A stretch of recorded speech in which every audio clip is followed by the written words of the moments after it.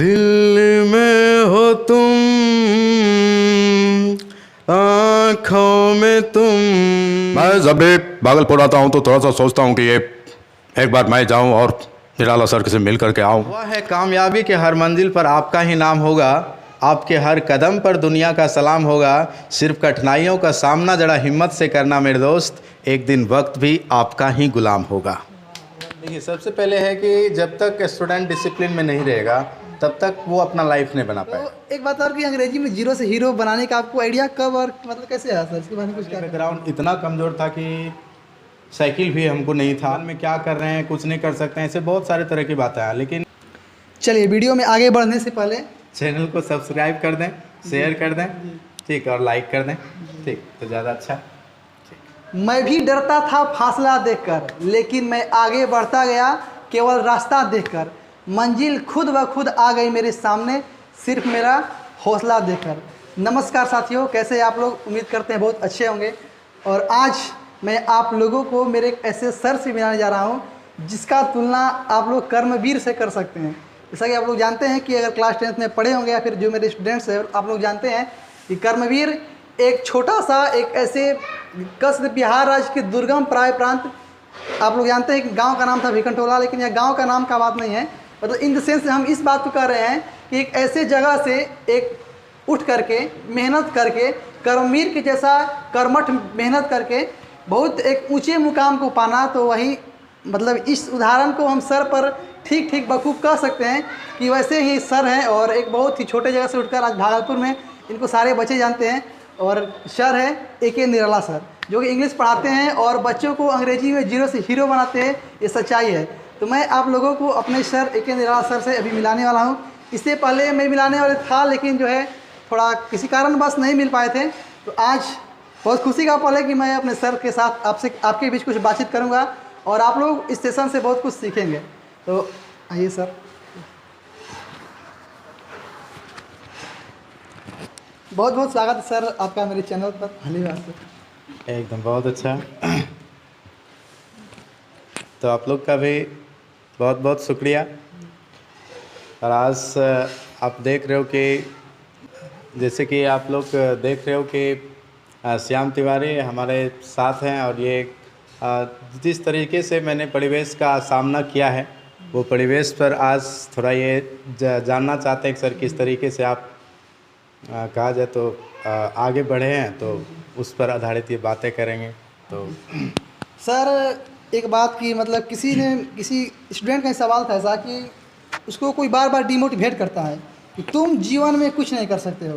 तो जो मुझे याद आया था कि आप एक बार क्लास में ऐसा बोला था कि आपको भी कोई ऐसा कहा था कि आप जीवन में कुछ नहीं कर सकते हैं। तो आप बताइए कि इसमें कितनी सच्चाई कि किसी के ऐसा कह देने पर आप जीवन में कुछ नहीं कर सकते हो। ऐसा होता है कि बच्चे डिमोटिवेट हो जाते हैं, लेकिन इसके बारे में आपका मुख्य विचार क्या कहना चाहेंगे? देखिए, हम तो सबसे पहले यही बात कहना चाहेंगे स्टूडेंट्स के लिए कि कोई भी स्टूडेंट्स को कभी भी अगर डिमोरलाइज़ किया जाता है तो वो खुद अपने आप पर विश्वास करके अपने आप का हौसला बढ़ा करके ही चले बस। बाकी तो सब लोग जनरली एक समाज को जानता है कि आज समाज किस एंगल का है। तो समाज ऐसा है आजकल कि आपको ज़्यादा से ज़्यादा व्यक्ति डिमोरलाइज ही करने वाला है। तो अगर कहीं उसको आप दिल दिमाग में बैठा करके चलिएगा कि उसने ये बोल दिया तो मैं ये करूं, उसने ये बोल दिया तो ये कर दूं, तो उससे आपका जो मकसद है वो फिर डाइवर्ट हो जाएगा, अलग हो जाएगा। इससे आप अपने मुकाम को कभी हासिल नहीं कर सकते हैं। हमें भी बहुत सारे ऐसे शुरू में था कि कोई बोलता था कि आप जॉब करो, कोई बोलता था मतलब तरह तरह की बातें कि आप जीवन में क्या कर रहे हैं, कुछ नहीं कर सकते हैं, ऐसे बहुत सारे तरह की बातें हैं। लेकिन हमने क्या किया, तो हमने अपने ऊपर सबसे ज़्यादा पैसेंस लिया, सबसे ज़्यादा धैर्य का परिचय दिया और उसके माध्यम से मैंने एक ऐसा हौसला तैयार किया अपने आप में कि कोई कुछ भी बोले, मुझे वही रास्ता पर चलना है जो रास्ता मेरा अपना है। बाकी कोई भी कुछ बोले उस पर मैंने ध्यान नहीं दिया। तो हम यही संदेश देना चाहेंगे अगले वाले को कि कोई भी कुछ बोलता है तो आप उस पर ना जाइए, आप अपने ऊपर फोकस दीजिए कि मैं क्या कर रहा हूँ। तो बस हम यही कहना चाहेंगे, जो कुछ भी कोई बोलता है उसको एकदम डिमोरलाइज कीजिए, हटाइए अपने दिल दिमाग से, और आप जो कर रहे हैं आपके लिए बस वही सत्य है, उसी रास्ते पर चलिए, आपको 100% सफलता मिलेगा। जी सर का कहना है कि आपको अपना रास्ता खुद बनाना होगा मेहनत करके। और अभी मैं शुरुआत में जो पंक्ति आपके बीच मतलब जो प्रस्तुत किया था मैंने, ये सर का ही खुद लिखा हुआ इनका लाइन है कि मैं भी डरता था फासला देकर, लेकिन मैं आगे बढ़ता गया केवल रास्ता देकर। यानी सर का कहना कि आप अपना रास्ता खुद से चुनिए, खुद से बनाइए और मेहनत कीजिए, और मंजिल खुद ब खुद आ गई मेरे सामने, सिर्फ मेरा हौसला देकर। जी हौसला से वही बात है सर। तो जाना जिनका कि जर्नी शुरू से क्या रहा है सर, आपने किस तरह से, आप एक छोटे से गांव से किस तरह से आपने शिक्षा ग्रहण की और आज भागलपुर में एक थोड़ा सा आप सफ़र आपका जानना चाहेंगे सर इस लाइन में, टीचिंग लाइन का। तो हम बताना चाहेंगे कि जनरली कहा जाए तो मेरा जन्म उस क्षेत्र में हुआ जहाँ पर अभी भी देखा जाए तो कोई कहा जाए तो विकसित का कोई रास्ता नहीं है। अभी देखते हैं तो अभी थोड़ा बहुत ठीक ठाक सिचुएशन में मेरा गांव आया है, लेकिन इससे पहले जब हम पढ़ रहे थे, इससे 10 साल पहले की बात है, हालांकि भागलपुर में तो मैं 2014 से पढ़ा रहा हूं, तो इससे पहले की बात करूं तो मैं जब गांव में अपना पढ़ रहा था, पढ़ाई का शुरुआती किया, तो उस समय मेरे गाँव में पढ़ाई का जनरली कोई व्यवस्था नहीं था। तो वहाँ से लंबे दूर कहा जाए तो 8 किलोमीटर 9 किलोमीटर दूरी तय करके हमें शुरुआती में तो पैदल जाना पड़ता था। और मेरा फैमिली बैकग्राउंड इतना कमज़ोर था कि साइकिल भी हमको नहीं था, तो पैदल ही जाते थे स्कूल। जिस तरीके से भी जाना होता था तो पैदल उतना दूर तय करके जाते थे। वहाँ कोई शिक्षा का माहौल नहीं था, हालांकि अब थोड़ा सा डेवलप किया है, लेकिन उससे पहले वहाँ कोई शिक्षा का व्यवस्था नहीं था। तो अब जैसे डेवलप किया तब बच्चे वहाँ के पढ़ रहे हैं, लेकिन अगर मैं अपना खुद के बारे में बातचीत करूँ तो उस समय मेरे गांव समाज में जनरली शिक्षा कहा जाए तो था ही नहीं। बहुत सारे हम अपने पिताजी को देखें, हम अपने और बगल वाले के आदमी को देखें, तो वहाँ पर कोई शिक्षा नहीं था। और मैंने जब वहाँ से शुरुआती किया तो जिस तरीके का मेरे गार्जियन थे, उनका कहना था किसी भी तरीके का काम हो लेकिन तुम्हें पढ़ना है। तो हम चलते चले गए एक सफ़र पर। तो वही सफ़र आज कहा जाए तो मेरे लिए एक बहुत बड़ा एक सफलता बन कर के मेरे सामने आया। मैंने उस तरीके का मेहनत किया, और वही मेहनत है जो आज मुझे इस मुकाम तक ला कर के खड़ा किया है। और अगर कहीं देखिएगा तो उस समय मेरे गांव में और इस समय मेरे गांव में बहुत ज़्यादा अंतर अभी भी नहीं है। अभी भी वहाँ के लोग जनरली खेती करते ही हैं, और उतना शिक्षा अभी भी मेरे गांव में नहीं है। आलमनगर फ्लौत या आप मेरे गांव पंदही की बात करें तो वहाँ पर अभी भी जनरली शिक्षा नहीं है। अभी भी लोगों को लंबे दूर तक तय करके जाना पड़ता पढ़ने के लिए, लेकिन फिर भी वहाँ के लोग जो भी जाते हैं वो ठीक ठाक तरीके से अपने मुकाम को हासिल कर लेते हैं। मेरे तरीके से मेहनती हैं, लेकिन व्यवस्था अभी भी वहाँ का ख़राब है। मैंने अपना तय किया इसी तरीके से, जैसा भी व्यवस्था मिला, लेकिन अपने आप पर हौसला रख करके कि मैं कुछ आगे करूं।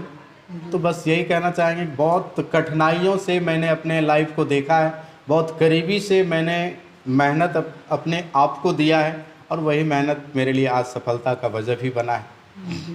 जैसे कि हम शुरू में चर्चा की कर्मवीर का, यानी कि कहते हैं ना कि जीवन में शिक्षा को परम गति मान के, सब कुछ मान करके, और कहते पिता के अर्थ अभाव, यानी कि सर का फैमिली बैकग्राउंड में बहुत अधिक समृद्ध नहीं था, फिर भी सर अपने मेहनत के बलबूते आज भागलपुर में है और जीरो से हीरो बच्चों को बनाते हैं। तो एक बात और कि अंग्रेजी में जीरो से हीरो बनाने का आपको आइडिया कब और मतलब कैसे आया सर, इसके बारे में कुछ क्या कहना चाहेंगे आप? देखिए मतलब इन द सेंस कि आप इसको किस नज़रिए से देखते हैं कि जीरो से हीरो बच्चा को बनाना है, और शायद हमको लगता है आप में इस तरह कुछ भावना आया, तो कैसे आया यही जानना चाहते हैं। देखिए सबसे पहले तो मेरा बात ये हो गया कि जो बिहार बोर्ड का स्टूडेंट होता है, तो बिहार बोर्ड में आप लोग सब देखते हो कि 10th लेवल में इंग्लिश का कोई मान्यता है ही नहीं। आप कितना नंबर लाते हो नहीं लाते हो, तो उससे कोई रिलेशन नहीं रहता है बिहार बोर्ड को। तो जब बच्चे हमारे पास आते थे पढ़ने के लिए, तो शुरू में मैं सबसे पहले अगर देखा जाए मेरे पढ़ाई की शुरुआती कि मैंने कैसे चाहा कि स्टूडेंट के लिए क्या करना है, तो शुरू में जब मैं भागलपुर आया तो उस समय मैं कंपटीशन पढ़ाता था। इंटरमीडिएट पढ़ाता नहीं था, लेकिन मैंने देखा कि स्टूडेंट लोग जो बिहार बोर्ड से आ रहे हैं उनका बेसिक लेवल बहुत कमज़ोर होता है। अर्थात बेसिक लेवल पूरा जीरो लेवल था उनका, बहुत लो क्वालिटी का था उनका। मतलब उनको जब समझाते थे हाई लेवल तो उनको समझ में नहीं आता था। तो मैंने सोचा कि ऐसा कुछ करना चाहिए इन लोगों के लिए कि ये पूरा बेस पहले अच्छा कर पाए।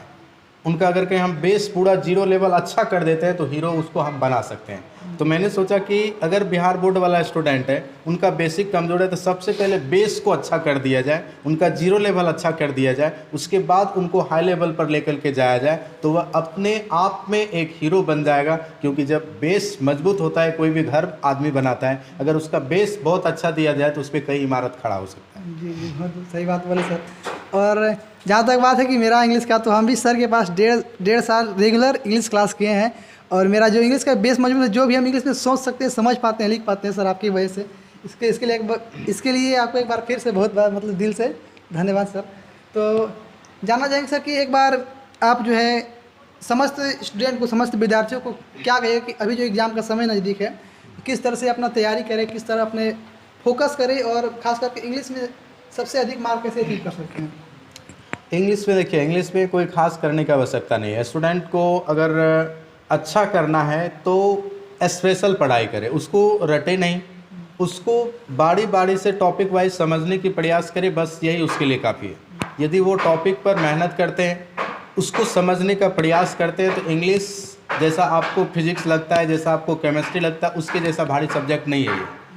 जिस तरीके से आपको फिजिक्स में बहुत ज़्यादा चीज़ों को रटना पड़ता है, उसके बाद आप टॉपिक वाइज मेहनत करते हैं, केमिस्ट्री में बहुत ज़्यादा रटते हैं, उसके बाद टॉपिक मेहनत करते हैं। लेकिन ये ऐसा इंग्लिश लैंग्वेज है जो ग्रामेटिकल पर बहुत हद तक निर्भर करता है। आप बुक लेवल को समझ लीजिए, अपने लेवल से उसको बना डालिए, उससे बेहतर कुछ नहीं है।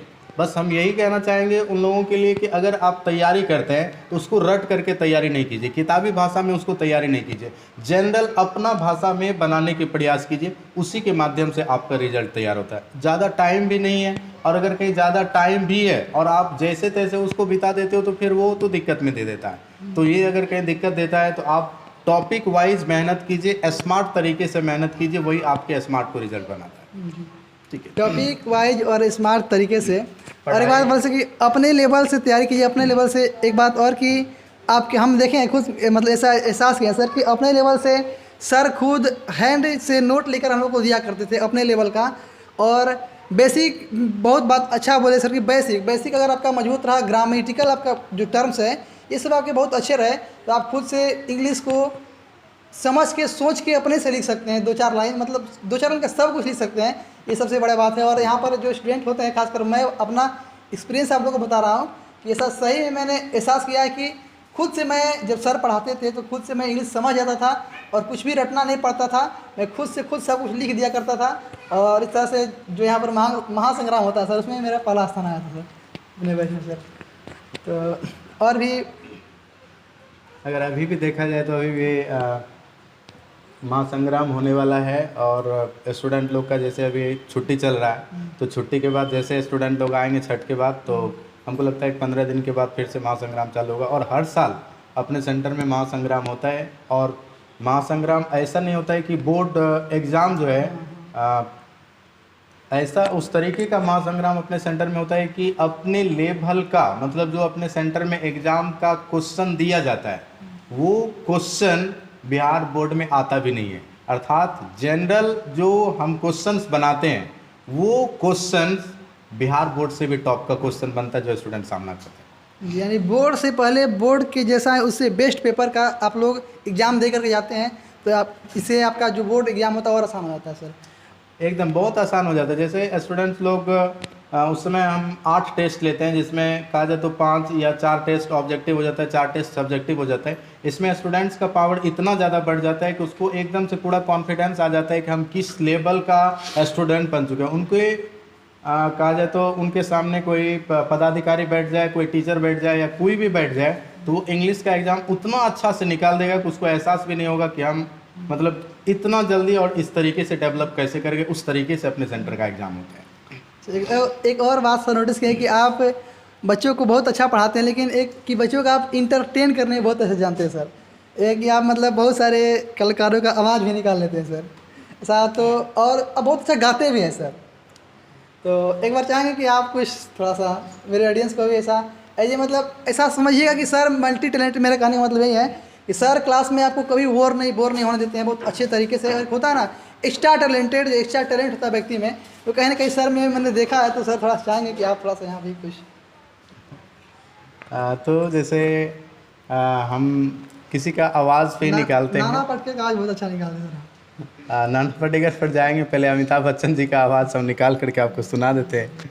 ऐसे तो क्लास में एंटरटेनमेंट खास नहीं करते हैं, ठीक है, जो रुतबा होता है हर टीचर का अलग अलग होता है। तो कभी कभी अगर कहीं मन हो गया, स्टूडेंट लोग का कहना हो गया कि नहीं सर आज थोड़ा सा बोरिंग लग रहा है, आज थोड़ा अलग होना चाहिए, तो अपने दुनिया में खो जाते हैं, गाते भी हैं। जनरली कहा जाए तो आवाज़ जो मिमिक्री होता है वह भी करते हैं। ये मेरा शौक़ शुरू से ही रहा है। तो एक मिमिक्री हम सुनाएं अमिताभ जी का।